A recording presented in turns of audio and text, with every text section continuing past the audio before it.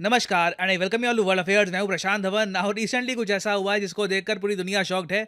China ने बुरी तरीके से लताड़ा है रशिया को। जी हाँ, लिटरली इन्होंने, आप कह लो, एडमोनिश किया है रशिया को, डांट लगाई है रशिया को। और ये देखकर दुनिया शॉक्ड है कि Chinese embassy rips brutal border incident in rare move. बहुत ही कम देखने को मिलता है कि चाइना स्लैम कर दे रशिया को। जो ये ऑफ कोर्स वर्ड है, मेटाफोरिकली यूज होता है कि स्लैम कर दिया और बिल्कुल रिप कर दिया, मगर हम यहाँ पे वर्ड्स की बात कर रहे हैं।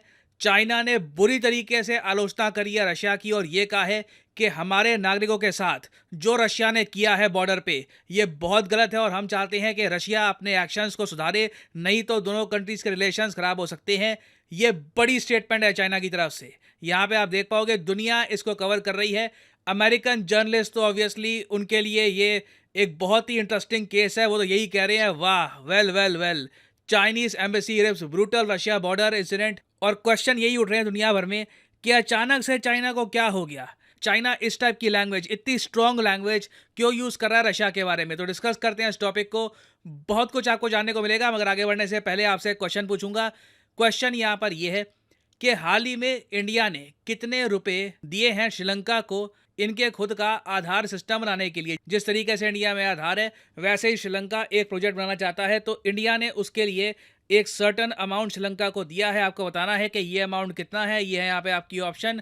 900 मिलियन रुपीस, डॉलर्स नहीं है, 900 मिलियन रुपीस, 450 मिलियन, 100 मिलियन या फिर 1 बिलियन। कमेंट सेक्शन में करिए उत्तर। सही आंसर इसका मैं आपको दूंगा वीडियो के एंड में। ना अभी रिसेंटली क्या केस हुआ है, कुछ famous Chinese TikTokers, vloggers, TikTok India में बैन हो चुका है। दुनिया भर में आज भी टिकटॉक यूज किया जा रहा है। चाइना में कई बहुत सारे इनके फेमस टिकटॉकर्स हैं, मिलियंस ऑफ फॉलोअर्स वाले।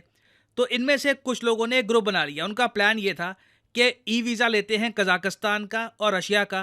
पहले जाएंगे कजाकिस्तान में, घूमेंगे और उसके बाद व्लॉगिंग करने के लिए सीधा रशिया में जाएंगे। रशिया की जो बॉर्डर है इसको क्रॉस करेंगे। ना ये लोग कजाकिस्तान तो पहुंच गए, नो प्रॉब्लम।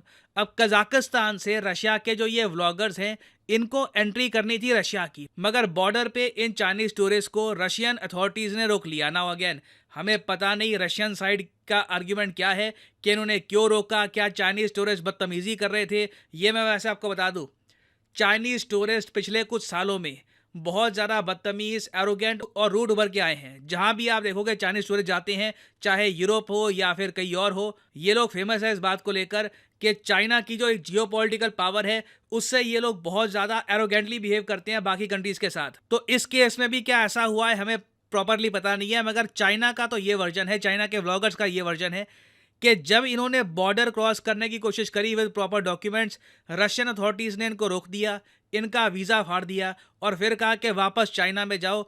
और फिर इन व्लॉगर्स ने रोते रोते वीडियो बनाई और ये कहा, अब हम समझे कि असली रशिया चाइना दोस्ती क्या है। यहाँ पर तो देखो इतना ब्रूटल तरीके से हमें ट्रीट किया जा रहा है।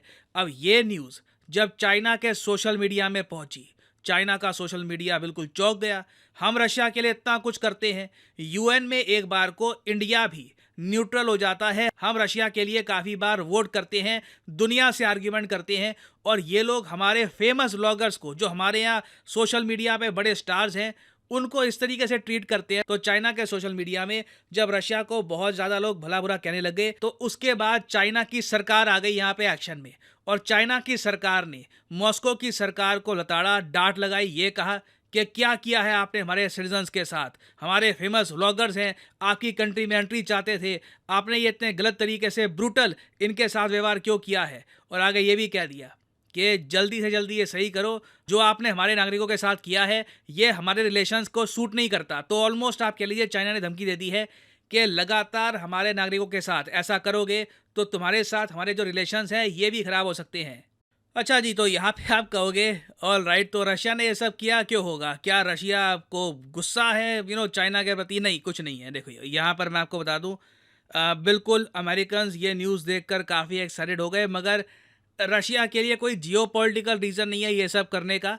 यहाँ पे दोनों कंट्रीज़ के रिलेशंस ख़राब नहीं होंगे। चाइना की तरफ से हो सकते हैं अगर उनके नागरिकों के साथ यही व्यवहार रहता है रशिया का, मगर रशियंस की प्रॉब्लम मैं समझ सकता हूँ। मैं लंबे समय से फॉलो कर रहा हूँ ये इशू। देखो हो क्या रहा है, बहुत ही ज़्यादा इलीगल इमिग्रेशन चाइना से ना रशिया की तरफ पिछले कई सालों में इतनी ज़्यादा हो गई है कि रशिया के कई हिस्से, फॉर एग्जांपल ये रीजन, यहाँ पे ये रीजन, इतने सारे चाइनीज लोग बस गए हैं यहाँ पे। आप लिटरली रशिया का साउथ ईस्टर्न रीजन अगर आप देखोगे ना, it is turning Chinese literally. इसके बारे में कई आर्टिकल्स पब्लिश हो चुके हैं कि ये टिकिंग टाइम बॉम्ब है।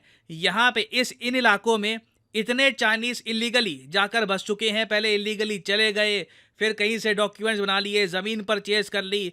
अब कौन उनको निकालने की बात आती है तो पूरा इनका यहाँ पे गांव होता है, लोग इकट्ठे हो जाते हैं, वो कहते हैं कि हम निकलेंगे नहीं, हमारी ज़मीन है ये। तो ये प्रॉब्लम अब इतनी ज़रा बढ़ गई है कि रशियन पॉलिसी मेकर्स को पता है कि कल को ना, मैं आपको ये बता दूं, कल को चाइना अगर ठान ले कि रशिया का नीचे का जो हिस्सा है ना, ये अपनी साइड ये लेंगे, तो जो लोग हैं ना यहाँ पर ये रेडी मिलेंगे कि हाँ ठीक है हम आपको ज्वाइन कर लेंगे, क्योंकि लिटरली बहुत सारे लोग जो यहाँ पे हैं ये चाइनीज बोलते हैं, चाइनीज एथनिसिटी के हैं।